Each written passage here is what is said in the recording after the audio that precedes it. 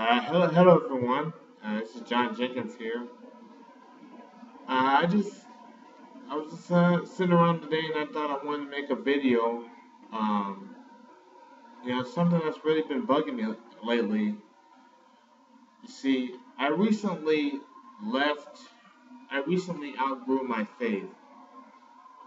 I was a Christian for 20 years, about 20 years, and I recently renounced my faith in Jesus Christ. I no longer believe that there is a God. I'm currently an atheist, and I'll get to that video later. I'll make a video about that in the future.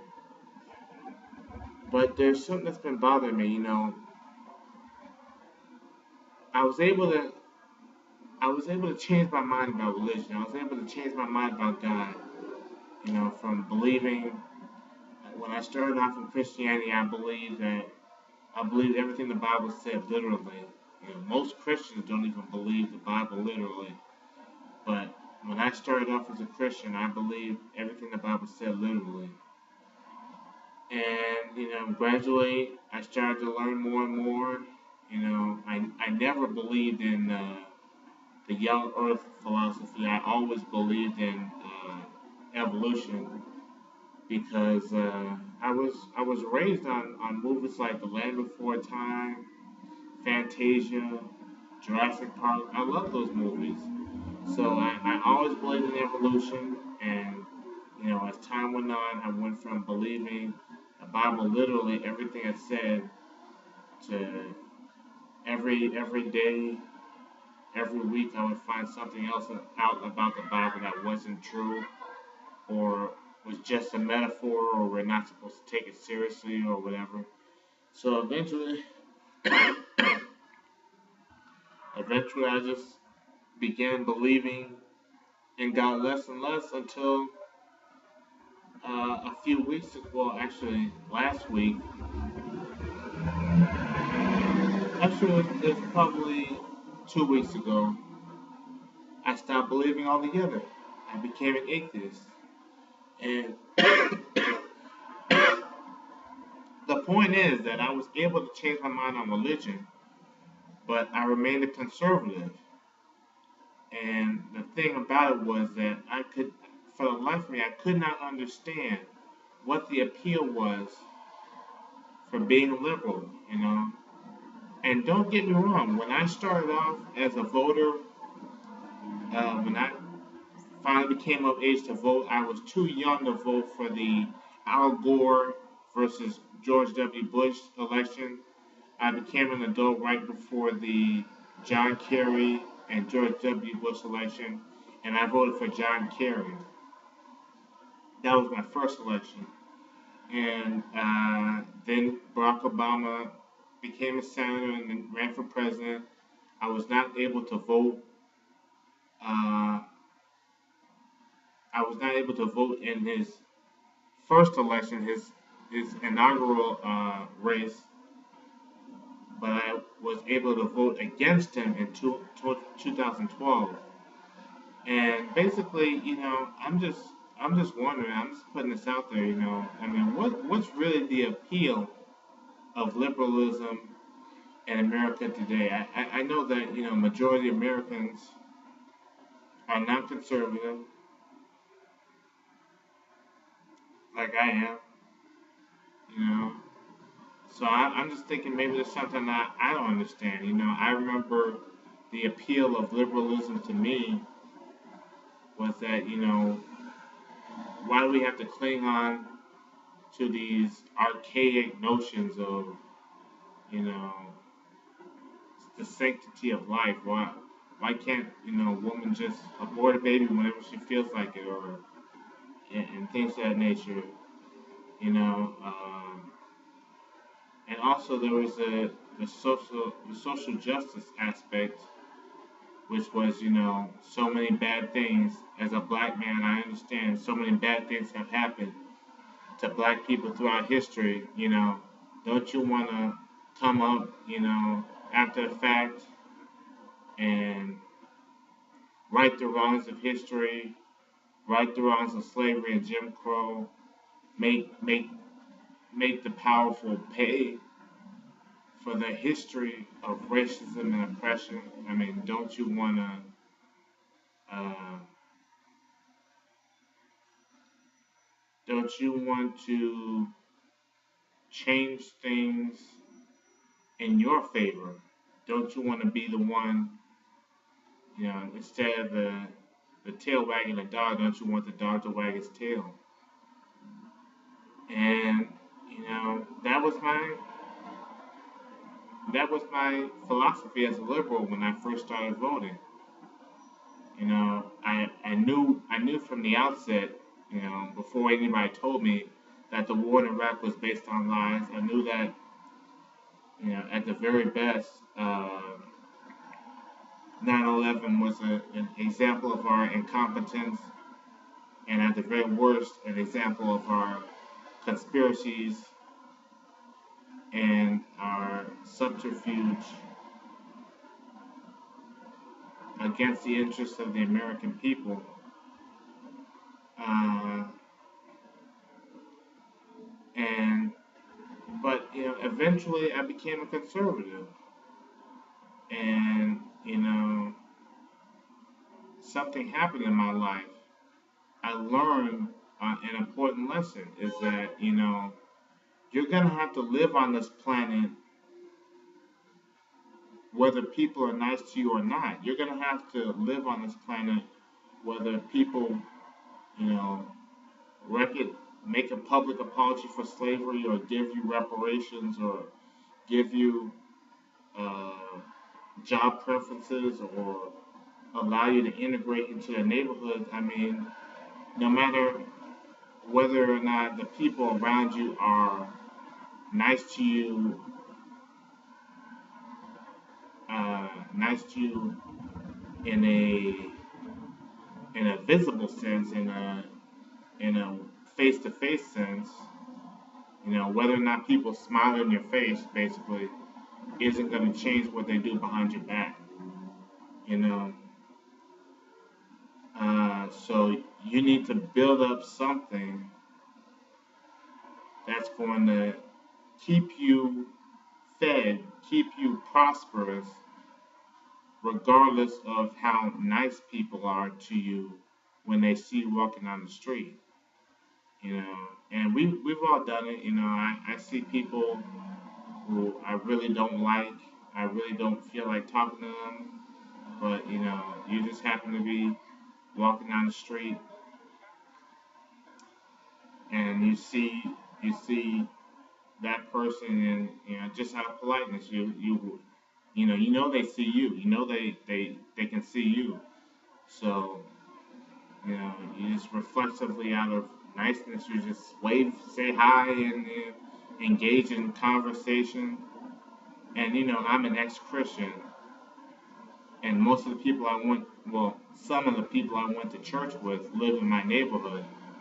So I have to deal with seeing them down the street and the inevitable questions. Oh, why aren't you a Christian anymore? Why haven't we seen you in church? And I have to explain to them. Uh, you know, so we all know that somebody being nice to you on the surface is not indicative of what they really think of you. It's just they don't want to look like a jerk to everybody else. So I don't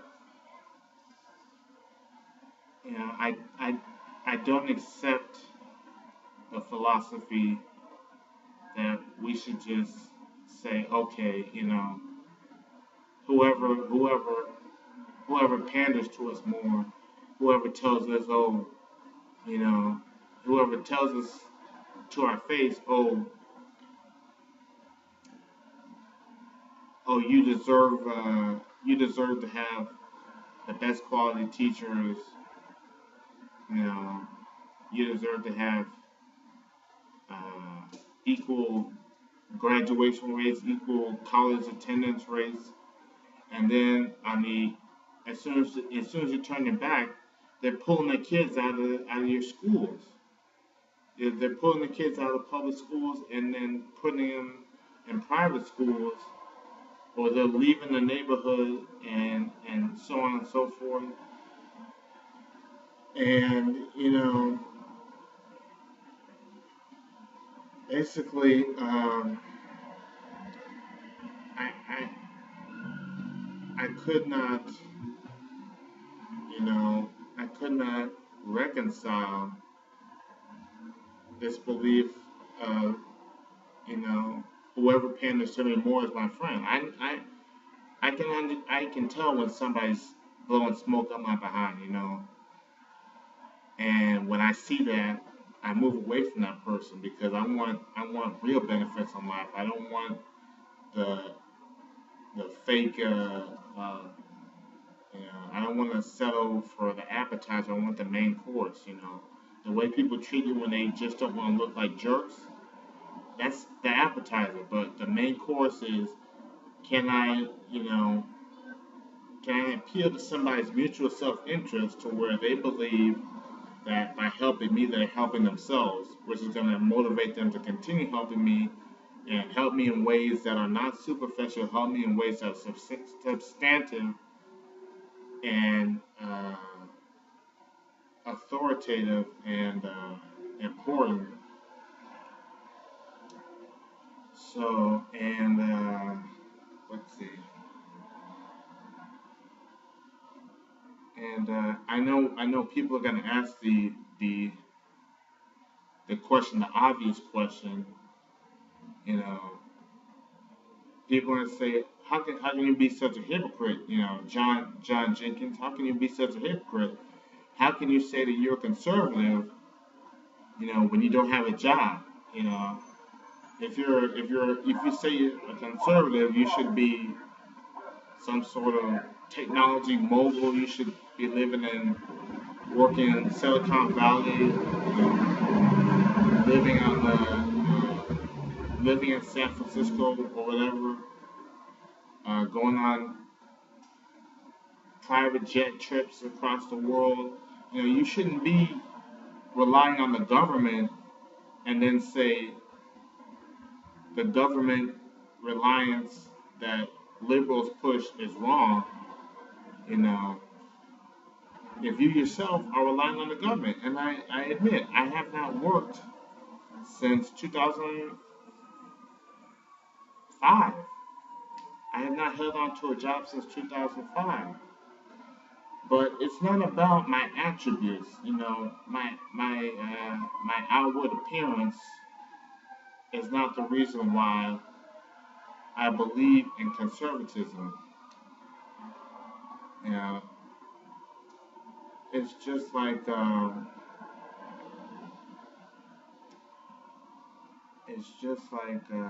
liberals believe that we're liberals believe, and I've heard this many times. Liberals believe, oh, we're the 99%. We're the 99%. We do all the work basically, and the 1% takes 40% of the wealth. You know, and honestly, my first instinctive reaction to that statement is I want to be in the 1%. I don't want to be in the 99%.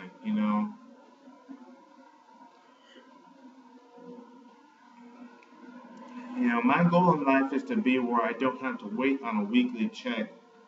Well, if I were rich, I would still be waiting on a weekly check. Just you know, I wouldn't need the weekly check. I'd be able to donate to charity or just not use it. I'd rather have more money than I need. I'd rather be able to, buy a house, a full size house, buy a car, start a family, go on vacation, maybe visit other countries, start a new life in London or whatever. You know, so I don't want to be in the 99%. I don't see what the appeal is of saying that we are the 99%. I don't want to identify with the downtrodden. I don't want to be the downtrodden because I came from the projects. I understand what it's like to go to grade school and parents literally telling your teachers not to sit their children next to you, you know, and people not people condemning you from kindergarten because you're on welfare, and welfare is a disease and the people on there are destined for failure no matter what, you know. So I don't want to be identified as the downtrodden. I want to be able to wake up one day and say I want to buy the Los Angeles Clippers or the uh, Atlanta Hawks. Yeah, the Atlanta Hawks. And so that's my first reaction whenever I hear about the "we are the 99%" and so on and so forth, which is the new rallying cry of the liberal establishment. And basically, here's the deal. We are the 99%, so we feel that we should all get together and make our grievances known, tax the 1% higher, and then we all get a cut of the spoils, basically. And um, it brings up an important point. Imagine uh, there's $1 million out there. Imagine there's $1 million that some rich person has profited, and they have $1 million sitting right on the table, $1 million. And then there are 1 billion poor people on the planet. There's more than 1 billion poor people on the planet, but for this example, there are 1 billion poor people, and they all want to slice that $1 million. So they all get together and say, "Oh, we're all victims. We all need redress for our grievances. We all need to be compensated." So they say we're all going to get a cut of this $1 million. So how much money would each of them get if they're all split it equally? 1 billion people, $1 million. Basically, they all get 1/10 of 1 penny. See, that's the problem of the 99% philosophy. Uh, we're all victims philosophy. I'll put it that way. We're all victims of the patriarchy. We're all victims of the powers that be. You might want to call them the Anglo-Saxons, or whatever you identify as being the people who made it this way, who brought us from you know who brought us over from African slave ships, and made us work to death. And so we would, if there was $1 million on the table, 1 billion people asking for redress, we would each get 1/10 of a penny.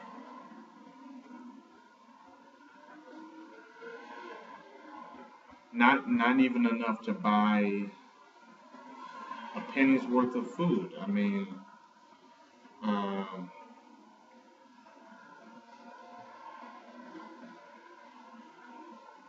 um,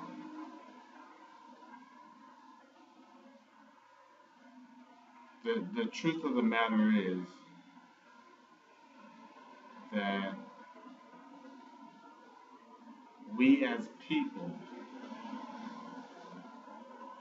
have more power, you know. And the thing is that we have complained in the past about, you know,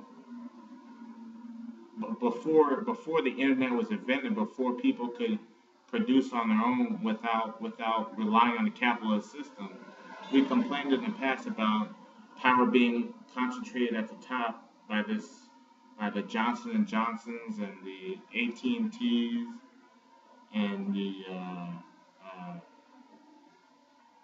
B, I don't think BP was in power back in those days, but the oil companies and all these pseudo monopolies, you know, we complained about them having too much power, but the internet came along and it became easier and easier for people to produce on their own and to start their own enterprises.